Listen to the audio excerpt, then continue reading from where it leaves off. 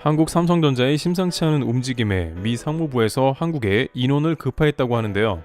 미국은 역대급으로 반도체 관련한 중국 제재를 더하고 있으며 이에 한국도 중요한 시점이죠. 하지만 삼성전자도 각자 도생을 위해서 최근에 국내 300조 투자 관련한 대형 발표를 했는데 여기에 그치지 않고 미국과 직접 관련된 사안을 검토하면서 미국도 역으로 당황한 상황이 펼쳐졌습니다.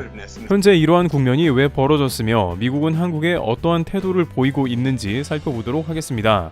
우선 미국은 다음과 같은 발언을 하면서 한국과 관련 업계를 계속 긴장시키는 모습이었는데요.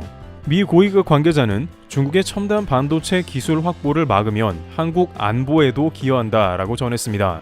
실제 미 정부는 한국이 이제는 직접적으로 중국의 반도체 기술을 막는 게 필요하다며 최근 미국이 반도체 과학법에 더해서 보조금의 가드레일에 설정한 것은 한국에도 좋다고 했습니다.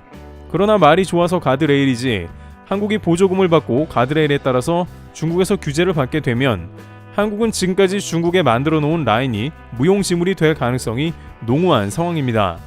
물론 중국의 패권주의와 중화사상 등 한국은 누구보다 중국의 부작용에 시달리고 잘 알고 있기 때문에 이러한 미 정부의 설득은 이해가 안 가는 것은 아닙니다만 자칫 한국에 엄청난 압박이 될 수 있는 것이요.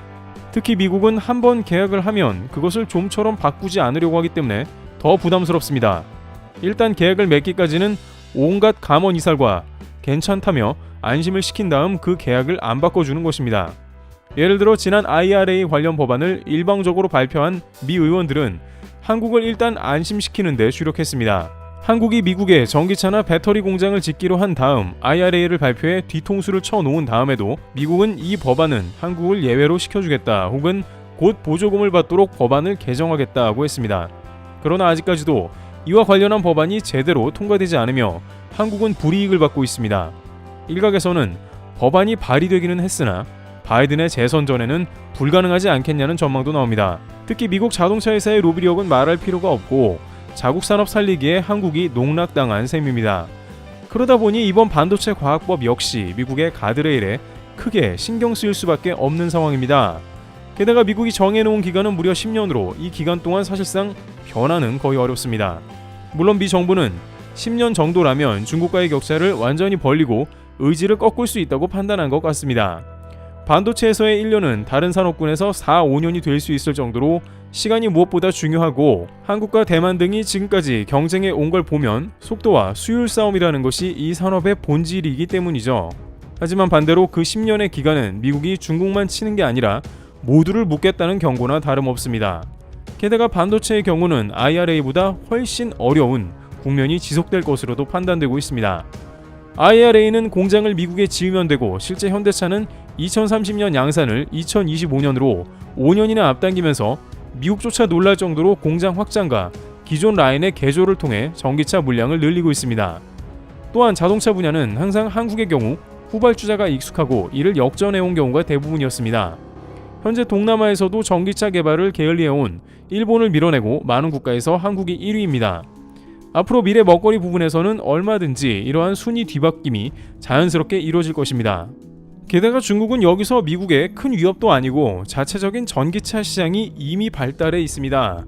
또한 중국이 전기차가 발달한다고 해서 그것이 미국이나 다른 나라에 위협을 주는 것도 아닙니다. 하지만 반도체는 중국이 시장에서 두각을 나타내면 곧 미국은 미래 패권에서 난처한 상황에 다다릅니다.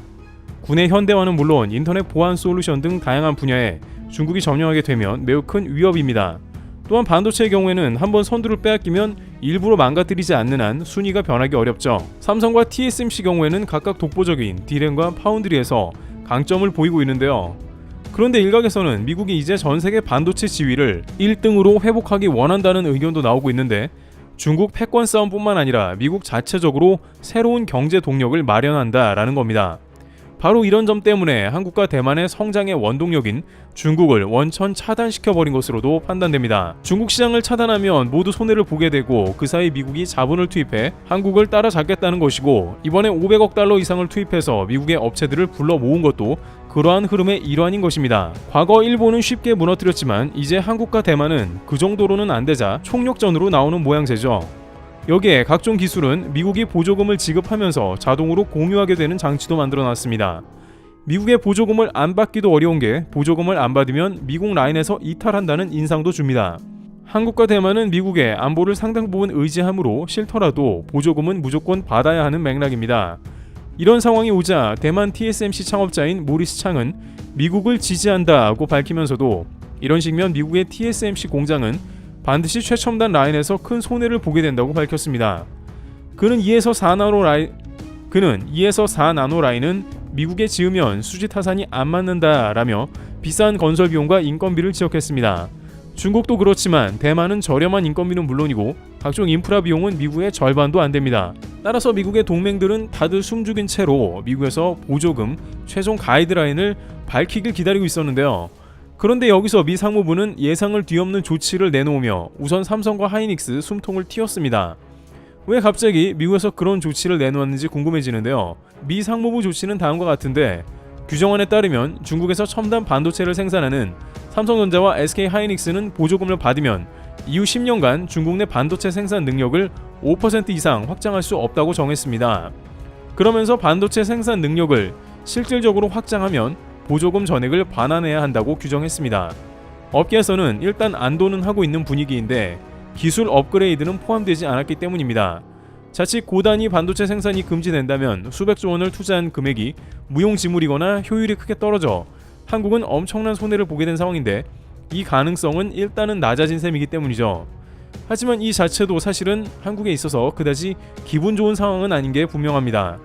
영국 파이낸셜 타임즈에 따르면 미국은 반도체 과학법으로 정부가 직접 기업의 경영을 간섭한 사례를 만들었고 이는 반드시 미국에 부정적 영향을 끼친다며 좋은 방법이 아니라고 지적한 바 있습니다.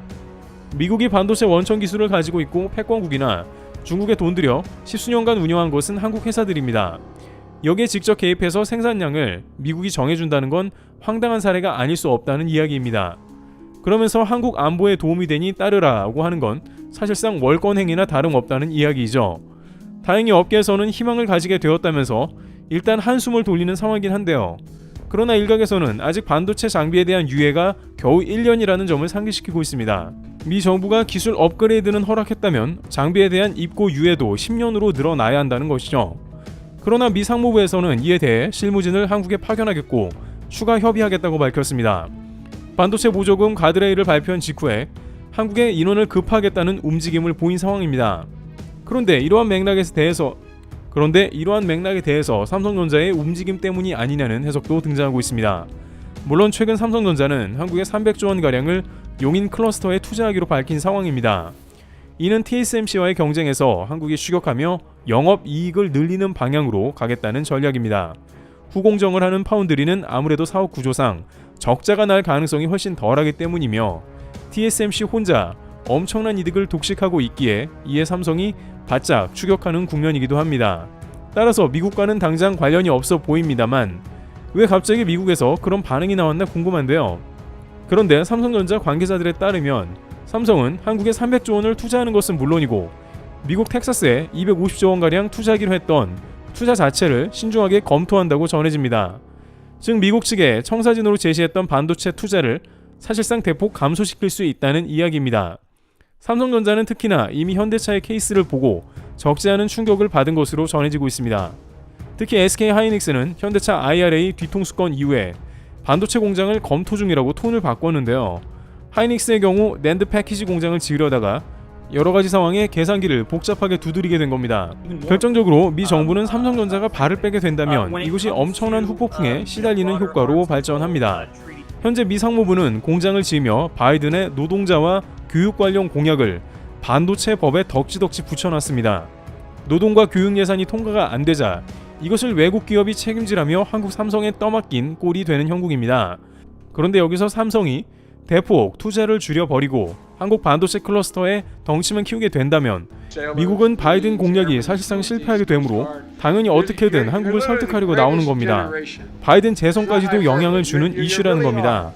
결국 한국의 미 상무부 인원을 급하고 관련 사안에 대해서 다루는 것도 이와 같은 맥락으로 추측됩니다. 하지만 이미 이러한 무리한 바이든 행정부의 정치 수는 스스로 신뢰를 저버렸다는 이야기도 나오고 있습니다. 한국도 미국의 투자를 적당히 하면서 눈치만 보고 정작 한국 반도체 클러스터를 키우게 된 것입니다. 업계 관계자는 삼성전자는 이왕이면 한국에 시설을 짓고 대거 인원도 채용하는 걸 우선으로 한다며 오히려 미국 제재로 인해서 한국의 반도체 생태계가 더욱 성장하는 계기가 될 것이라는 관측을 내놓았습니다. 트래블 튜브였습니다. 감사합니다.